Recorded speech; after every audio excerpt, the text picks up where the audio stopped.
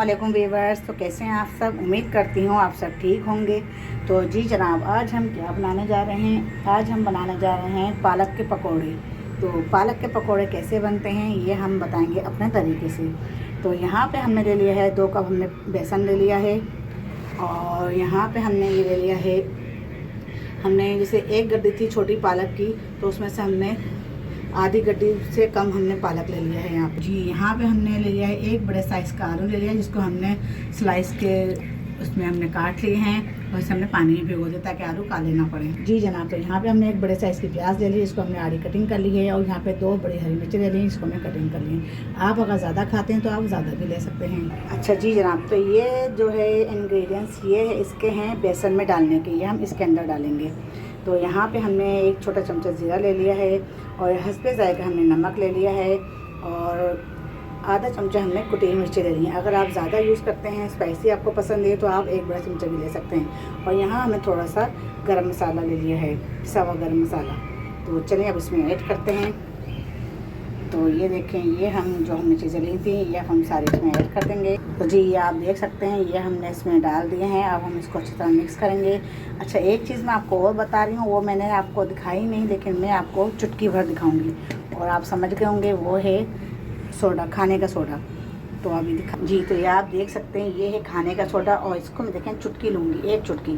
तो 1 चुटकी कितनी होती है ये देखें, ये मैंने ली 1 चुटकी। तो इस बेसन के अंदर ये 1 चुटकी बस 1 चुटकी हमने ये सोडा डाला है और ये 1 चुटकी बहुत है। अगर आप ज़्यादा डालेंगे तो आपका बेसन ख़राब हो सकता है, आपके पकोड़े ख़राब हो सकते हैं। बेसन पानी इसमें आने के बाद तेल के अंदर जो है ऑयल में आपके पकोड़े बह जाएंगे, पतला हो जाएगा बेसन और मज़ीद। तो इसलिए पकोड़ों को अगर सही रखना है तो सिर्फ 1 चुटकी, ये चुटकी जो बताइए बस यही लेना है, ठीक है। तो आप मेरी रेसिपी को फॉलो करें और मेरी बात गौर से सुनें कि मैं क्या क्या डाल रही हूँ, क्या क्या चीज़ें शामिल कर रही हूँ, तो फिर आप वैसे ही ट्राई करें। चलें अब हम शुरू करते हैं। जी तो ये हमने 1 चुटकी हमने वो भी डाल दिया और वो हमने शामिल कर लिया है, ये देखें। अब हम तो जी ये देखें, ये हम डालते हैं पानी, थोड़ा थोड़ा करके हम पानी डालेंगे ताकि इसमें जो है ये बेसन हम मिलाना शुरू कर दें। ये देखें, ये हमारा थोड़ा थोड़ा पानी करके हम इसमें मिलाते रहेंगे और बेसन को हम अच्छी तरह फेंट लेंगे। और ज़्यादा हमें पतला नहीं रखना, ना ही हमें ज़्यादा गाढ़ा रखना है। तो ये देखें, ये हमने बेसन को अच्छी तरह फेंट लिया है। देखें, बेसन को हमें इस तरह फेंटना है, बिल्कुल ऐसे हल्के हल्के हल्के हल्के। इस तरह हम बेसन को फेंटेंगे तो ये बेसन हमारा फिर अच्छा फिटेगा। तो ये देख सकते हैं आप, बेसन हमने फेंट लिया है। तो इसको अभी हम रखते हैं 5 मिनट के, थोड़ा स्टर देते हैं। इसके बाद फिर हम इसको सब चीज़ें शामिल करके फिर आपको दिखाएँगे। तो जी जनाब, ये आप देख सकते हैं, ये जो हमने हरी मिर्ची और प्याज काट के रखी हुई थी, ये हमने इसमें शामिल कर दी है। ये देखिए, पालक मैंने काट के इसको मैंने अच्छी तरह वॉश करके मैंने इसको छन्नी में रख दिया था ताकि इसका पानी अच्छी तरह निकल जाए। क्योंकि अगर पानी इसके अंदर रह गया तो ये पानी के साथ अगर बेसन में जाएगा तो बेसन हमारा पतला हो सकता है। तो इसलिए इसका पानी आप इसको पहले ही निकाल के इसका रख दें ताकि ये अच्छी तरह निचड़ जाए। तो ये हम पालक भी इसमें शामिल करते हैं। तो ये देखें, ये हमने आलू भी हमने जो पानी में भिगोए हुए थे, ये आलू भी हमने पानी में से निकाल के छन्ने में रख देते ताकि इसका ही पानी अच्छी तरह निकल जाए। पानी इसका निकल चुका है, अब इसे भी हम इसमें ऐड कर देते हैं। तो ये देखें, अब हम इसे करेंगे अच्छी तरह मिक्स। ये हमारे पालक के और प्याज के और आलू के पकोड़े बन के हो जाएंगे तैयार। इसको हम अच्छी तरह मिक्स करते हैं। ये आप देखें, ये बेसन हमने अच्छी तरह फेंट लिया है। अब इसको हम डालना शुरू करते हैं। बेसन को हमने 5 मिनट के लिए स्टे के लिए रखा था और बेसन हमारा 5 मिनट बाद हो गया था, तो हमने सब कुछ शामिल कर लिया।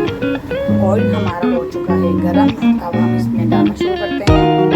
बिस्मिल्लाहिर्रहमानिर्रहीम। ये देखें, ये हमारा दूसरा पकौड़ा। माशाल्लाह, में भी बहुत शौक से लोग पकौड़े खाते हैं, तो आप भी बनाइएगा, ट्राई करिएगा।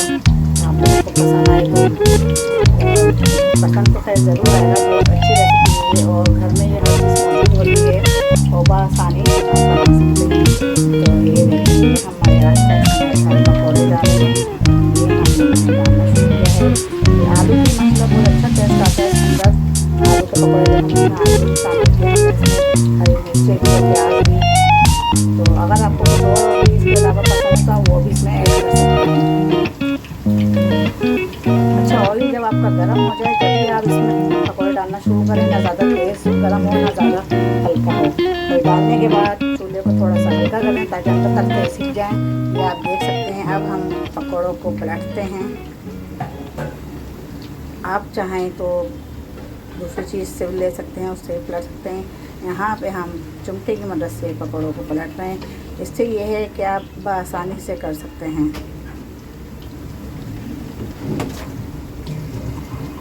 तो ये देखें, ये हमने जो है पलटना शुरू कर दिया है पकौड़ों को। ये देखें, ये कि आप ये इस टाइम आप पलट देंगे तो सही रहेंगे ये, और फिर दोनों साइड से ये अच्छी तरह सिक जाएंगे।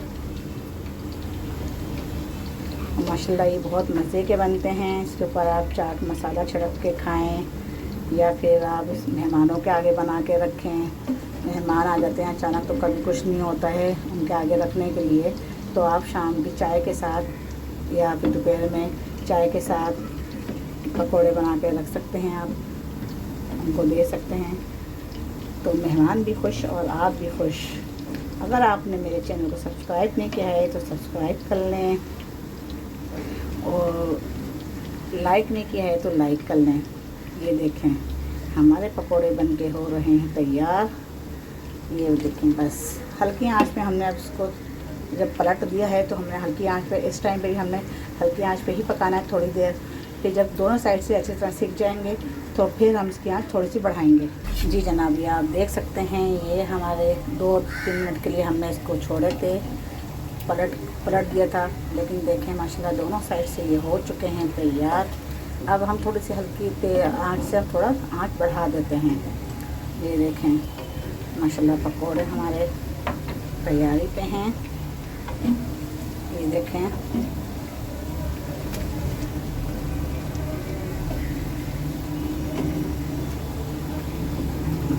ये देखें, ये हमें निकाल लिए हैं पकोड़े।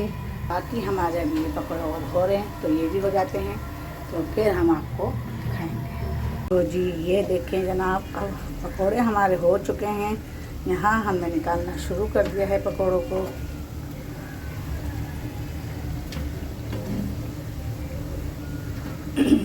माशाल्लाह ये पकोड़े तो ऐसी चीज़ें हैं कि आप अगर पिकनिक वगैरह पे जा रहे हैं तो वहाँ भी बना के ले जा सकते हैं, सफ़र में खा सकते हैं।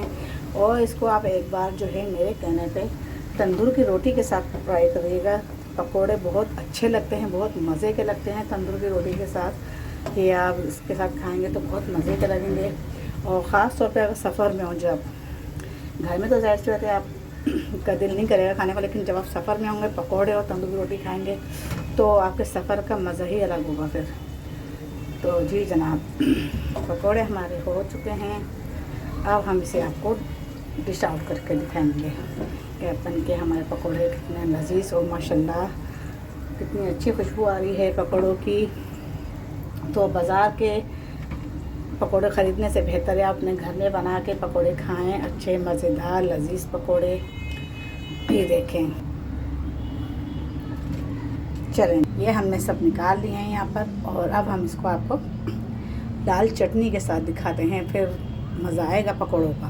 तो जी जनाब, ये आप देख सकते हैं माशाल्लाह आलू के पकोड़े, प्याज के पकोड़े, कितने लजीज पकोड़े बने हैं, बहुत मज़े के हैं। और मैं आपको ये भी दिखा सकती हूँ, एक पकोड़ा मैं आपको तोड़ के भी दिखाती हूँ, जो ये देखें थोड़ा गर्म हो रहा है, ये थोड़ा ठंडा हो जाए, गरम है, लेकिन चलिए गरम में ही आपको हम तोड़ के दिखाते हैं। बहुत गरम हो रहे हैं पकोड़े, तो हम आपको दिखाते हैं एक पकोड़ा तोड़ के। ये देखें माशाल्लाह कितना गरम है। ये देखें माशाल्लाह कितना सॉफ्ट है, अंदर से अंदर तक से ये सिक गया है। इसके अंदर देखें प्याज, आलू, पालक सब चीज़ें नज़र आ रही हैं। देखें माशाल्लाह बहुत ज़बरदस्त है, बहुत सॉफ्ट है, बहुत नरम है। ये भी नहीं कि ये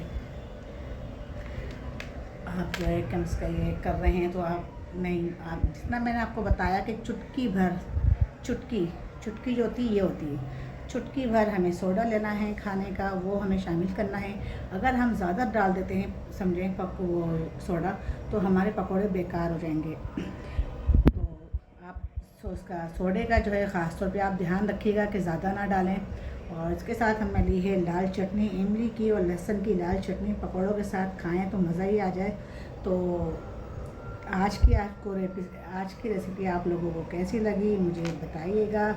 तो पकौड़े तो जाहिर सी हर किसी की पसंद हैं, बच्चे बड़े सभी माशाल्लाह बहुत शौक़ से खाते हैं।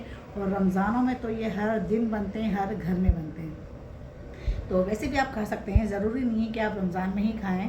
तो जब आपका दिल करे आप पकौड़े बना के साथ खा सकते हैं। बारिश का मौसम हो और पकौड़े हों तो मज़ा ही आ जाता है बारिश का। तो ये देखें, ये हमने बनाई है इसके साथ रेड चटनी इमली की और लहसुन की चटनी। पकौड़ों के साथ आप ये चटनी लाजमी बनाएं। जब ये चटनी खाएंगे, आप इस चटनी के साथ पकौड़े लगा के खाएंगे तो बहुत मज़ा आ जाएगा आपको। और बहुत से लोग अगर चटनी नहीं भी खाते हैं तो वो केचप खाते हैं। मेरे घर में चटनी नहीं खाई जाती, मेरे यहाँ केचप खाया जाता है पकौड़ों के साथ, तो मैं केचप रखती हूँ। लेकिन चटनी मैंने इसलिए बनाई आप लोगों को दिखाने के लिए कि पकौड़े के साथ चटनी का ही मज़ा है। कॉम्बिनेशन जो है पकौड़े का वो चटनी के साथ ही है। तो देख सकते हैं आप पकौड़े माशाल्लाह बहुत अच्छे बने हैं। मैं तो खैर अपने मुंह से बहुत तारीफ़ें कर ली, अब मैं अपने मुंह से नहीं, मैं आपके कमेंट से मुझे पता चलना चाहिए कि बताएं मेरे पकौड़े जो बनाए हैं वो कैसे बने हैं। और इंशाल्लाह अब हम इससे अभी अच्छी रेसिपी लेकर आएंगे आपके लिए, जो आपके शायद किसी घरों में बनती है और किसी घर में नहीं भी बनती। तो वो भी रेसिपी मैं लेकर आऊँगी।